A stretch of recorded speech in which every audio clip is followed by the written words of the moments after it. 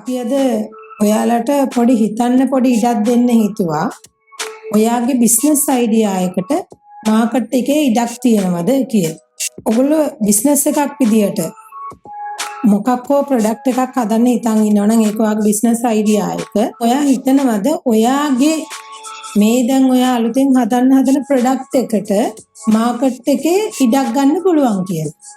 ඔයා හිතනවද මාකට් එකේ තාමත් ෆිල් වෙච්ච නැති ඕමනාවක් තියෙනවා කියලා ඔයාට බිස්නස් එකක් කරන්න. අද ඔබලා දන්නවා ලෝකයේ ගත්තොතින් එක් අවශ්‍යතාවයක් ඉටු කරන්න උවමනා තියෙනවා අසීමිත උවමනාවන් ප්‍රමාණය. එතකොට ඔයා මේ හදන්න යන ප්‍රොඩක්ට් එක ඔයාට පුළුවන් වේද මාකට් එකේ ඉඩක් ගන්න කියන එක. ඔයගොල්ලෝ හිතන්නේ තාමත් ෆිල් වෙච්ච නැති උවමනාවක් මාකට් එකේ තියෙනවා කියලාද? එහෙම හිතෙන උවමනාවක් නැහැ. අලුතෙන් උවමනාවක් ක්‍රියේට් කරන්න තමයි එහෙම වෙන්නේ. එහෙම නැති වුණත් අපි මේ කියන්නේ හැම වෙලේම ඕගොල්ලන්ට පුළුවන් මාකට් එකේ Tamanට ඉඩක් ගන්න. උදාහරණයක් විදියට නැත්නම් අලුතෙන්ම ඕගොල්ලෝ හිතන්න ඕනේ ඕගොල්ලෝ බිස්නස් අයිඩියා එක නැත්නම් ඔයාගේ ප්‍රොඩක්ට් එක විදියට තෝරගන්න ඕනේ. ඔයා කැමතිම දේ. ඇත්තම වශයෙන් කියනවා නම් අපි උමතුවෙන් වගේ අපි අතිශය කැමැත්තෙන් කරන්න කැමති දේ තමයි අපේ ප්‍රොඩක්ට් එක විදියට තෝරගන්න ඕනේ. එහෙම තෝරගත්තොත් තමයි අපි අදට වඩා හෙටට වඩා අනිද්දා අපේ ප්‍රොඩක්ට් එක දියුණු කරන්නේ. ප්‍රොඩක්ට් එකේ අතුරු සිදුරු නැතුව දිනෙන් දින වර්ධනය කරමින් පරතරක් වෙත ඇදී යන්නේ අපි එතන. එහෙම කරනකොට කෙනෙකුට මේ මාකට් එකේ ඉඩක් ගන්න පුළුවන්. අපි කෙනෙක් දක්ෂම දේ තෝරගත්තොත් අපිට කියන්න පුළුවන් මේ ලෝකේ යමක් දක්ෂව කළ හැකි කෙනා තමයි මේ මාකට් එක ජයගන්නේ. ඇත්ත දක්ෂව කළ හැකි කෙනා හොඳ දෙයක් කරයි. හැබැයි යායේ ප්‍රොඩක්ට් එක මාකට් එක අයිති කරගත්තට පස්සේ ආයි දියුණු කිරීමේ ආසාවක් කැමැත්තක් එයාට නැහැ. Tamanට පුළුවන් දේ Taman කරනවා. කරලා ඉවර කළා දක්ෂයි. ඒකෙන් කෙනෙක් අර රැකියාවක් විදියට Taman සතුටුම දේ කරනවා නම් මහන්සියක් දැනෙන්නේ නැහනේ. ඇතිවීමක් දැනෙන්නේ නැහැ. මෙතනින් නවත්තන්න ඕනේ මේ අපි ඩෙවලොප් කරා ඇති වෙනස් කරා ඇති කියලා හිතනවා දක්ෂ දෙයට ගියොත්. හැබැයි කැමැතිම දේ කරනවා නම් අපිට හිතෙනවා නෑ මේකේ තවත් චුට්ටක් කරන්න ඇති. මෙහෙම කරොත් හැම වෙලේම ඕගොල්ලෝ ක්‍රියේටිව් අයිඩියාස් වලට ගිහිල්ලා නව අදහස් හොයාගෙන ඒක ඇතුලේ මාකට් එක ජය ගන්නවා. එහෙනම් අපි කියන පළවෙනි මේක තමයි තමා කැමැතිම දේ තෝරගන්න ඕනි කරන්න. ඊට පස්සේ හැම වෙලේම හිතන්න ඔයා හොඳ කස්ටමර් කෙනෙක් විදියට දැනට වෙළඳ පොලේ තියෙන උවමනාවකට තවත් භාණ්ඩයක් ආවොතින් ඔයාව මේ දැනට ඔයා පාවිච්චි කරන ඒ භාණ්ඩයෙන් කඩලා නව භාණ්ඩය සඳහා කාට හරි ගන්න පුළුවන්ද? පුළුවන් වෙන්නේ මොන හේතුවකටද? අන්නේ හේතුවක් ඔයාගේ භාණ්ඩය තුලින් ඔයාගේ කස්ටමර්ස්ලටත් හදන්න ඕනේ. එහෙම හැදුවොත් ඔයාට පුළුවන් ඒ කට්ටිය ඔබගේ භාණ්ඩය මිලදී ගන්නා ගනුදෙනුකරු බවට පත් කරගන්න.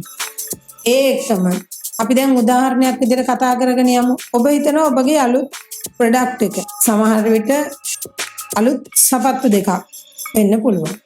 අත්පලඳනාවක් වෙන්න පුළුවන්. ලන්ච් පැකට් එකක් වෙන්න පුළුවන්. කොමඩු වගා කරන්න හිතුවා වෙන්න පුළුවන්. ඔය කියන ඕනම එකක්. දැන් එතකොට ඔයා හිතන්න ඕනේ ඔන්න ඔය දේ තමන් කැමැතිම දේ තෝරගන්න ඕනි. හොඳ කස්ටමර් කෙනෙක් විදියට හිතන්න ඕනි. ඒකම තුන්වෙනි කාරණාව ඔයාගේ ප්‍රොඩක්ට් එක ඇතුලේ ඒගොල්ලන්ට නව වටිනාකමක් එකතු කරන්න ඕනේ. ඔයා ඒක පෙන්වන්න ඕනේ. ඔයාගේ ප්‍රොඩක්ට් එක තෝරගන්න ඔයාගේ කස්ටමර්ස්ලට හේතුවක් තියෙන්න ඕනේ. උදාහරණයක් විදිහට අපි ගමු. ඔයා හිතනවා කොමඩු වවන්න. දැන් එතකොට ඔයා කොමඩු වවලා ඔයාගේ ස්ටෝල් එක දාගන්නේ දැනටත් කොමඩු විකුණන්න තියෙන ඉඩක. අපි හිතමු උදාහරණයක් විදිහට මේ වෙනකොට කොමඩු විකුණන කොමඩු වෙළඳ 10 දෙනෙක් ඉන්නවා. ඔයාගේ ස්ටෝල් එක 11 වෙනි තැන. අර කොමඩු වෙළඳ මෙතෙක් කල කොමඩු විකුණලා හොඳයි ගුණදායකයි සහ වංචා කරන්නේ නැහැ කියලා කීර්ති නාමයක් දිනාගෙන තියෙන වෙළඳ වෙන්න පුළුවන්. දැන් ඔයාගේ ස්ටෝල් එක තියෙන 11 වෙනියට. අර 10ෙම කොමඩු ඉවරනාට පස්සේ තමයි ඔයත් ඒගොල්ලෝ විදියටම හිතුවොත් ඔයාට වෙන්නේ ඊළඟට කොමඩු ටික ඔයාගේ විකුණ ගන්න. අර 10ෙම ඉවරනාම. හැබැයි ඔයා වෙනස් විදියට හිතුවොත් මුලින්ම ඔයාගේ කොමඩු ගඩ අරගෙන ඒ ඔයාගේ කොමඩු ගඩ ඉවරුනාට පස්සේ ඉතුරු අයගේ කොමඩු වලට යන්න ඔයාට සලස්සන්න පුළුවන්. අපි උදාහරණයක් විදියට කතා කරමු. ලංකාවේ කොමඩු වෙලෙන්ද ඔක්කොම විකුණන්නේ රවුම් කොමඩු. ඔයා හදනවා ඔයාගේ කොමඩු. ඔයා කොමඩු විකුණනවා නම් ඔයාගේ කොමඩු ගෙඩිය පොඩි කාලෙදී කොටු හැඩේ පැකට් එකක් හෝ පෙට්ටියක් ඇතුළට කරලා ඔයා හදන කොටු හැඩති කොමඩු. කොමඩු ගෙඩිය පොඩි කාලෙදී හાર્ට් එක හැඩති පැකට් එකක් හෝ පෙට්ටියක් ඇතුළට කරලා ඔයා හදන හાર્ට් එක ආකාරයේ කොමඩු. එතකොට අර වෙලෙන්දන් 10 දිනාට පස්සේ 11 වෙනියා විදියට ඔයා කොමඩු විකුණනවා.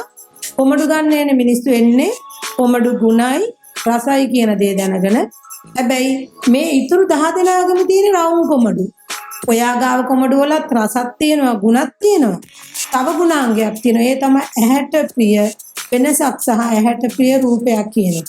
ඔයා ඔන්න වටිනාකමක් එකතු කරලා තියෙනවා. එයා හිතන්නකෝ ඔයා කොමඩු ගන්න ගියොත් කොමඩු රවුම් කොමඩු ගොඩවල් 10ක් අතර ශේෂිත හැඩේ කොමඩු ගොඩක් තියෙන තැනක් තිබ්බොත් ඔයා යන්නේ ඉස්සෙල්ලාම එතනට. එහෙනම් ඔයාගේ කස්ටමර් එන්නේ ඉස්සෙල්ලාම එතනට. අපි හොඳ ගනුදෙනු කරුවෙක් විදියට ඉඳාගෙන හිතුවා ඒ ගනුදෙනු කරුවට අපේ භාණ්ඩය ගන්න සලස්වන්න පුළුවන් වෙනසක් අපේ භාණ්ඩය ඇතුලෙන් දෙන්න. ඒක සාර්ථක වෙන්න. අපේ මේ වීඩියෝ එකේ අරමුණ උනේ ඔයාගේ බිස්නස් අයිඩියා එකට මාකට් එකේ ඉඩක් තියෙනවද කියලා. ඒතකොට අපි එහිදී ප්‍රධාන වශයෙන් කතා කරා මෙන්න මේවා ටික.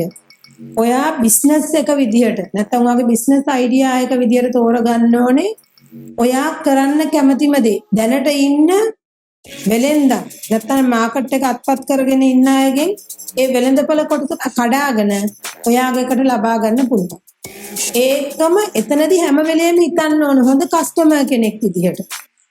මම හැම වෙලේම හොඳ කස්ටමර් කෙනෙක් විදියට මාව ඒ භාණ්ඩය මිලදී ගන්න කාට හරි පත් කරන්න පුළුවන් කාරණා මොනවාද?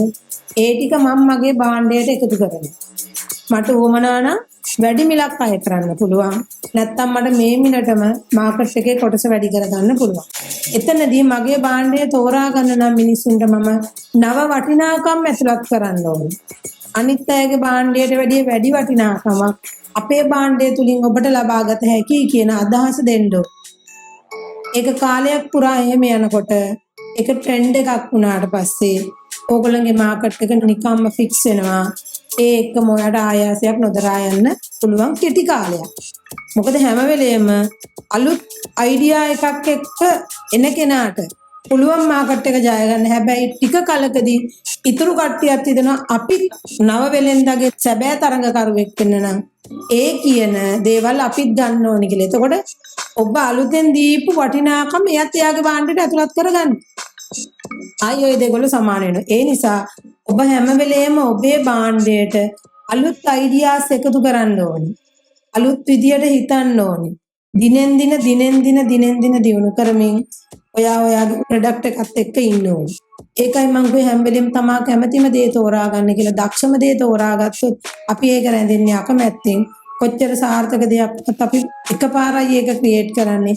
ආපහු ඩෙවලොප් කරන්නේ නැහැ. හැබැයි අපි කැමැතිම දේ තෝරගත්තොත් අපි හැම වෙලේම නවෝත්පාදනයකට අදට වඩා හෙටට වඩා අනිද්දා අපි දිනපතා වර්ධනය කරන අලුතෙන් හිතනවා. නිෂ්පාදන ක්‍රියාවලිය අලුත් කරන එක අඛණ්ඩව යන ක්‍රියාවලියක් විදිහට කරගෙන යන්න පුළුවන් වෙන්නේ තමන් කැමැතිම දේ තෝරගත්තොත් ඛණ්ඩව කරගෙන ගියොත් තමයි වඩ වෙළඳ පොලේ මාකට් එකේ තමන්ට ඉඩක් හදාගන්න පුළුවන්. To study more like this, check out the link in the description below.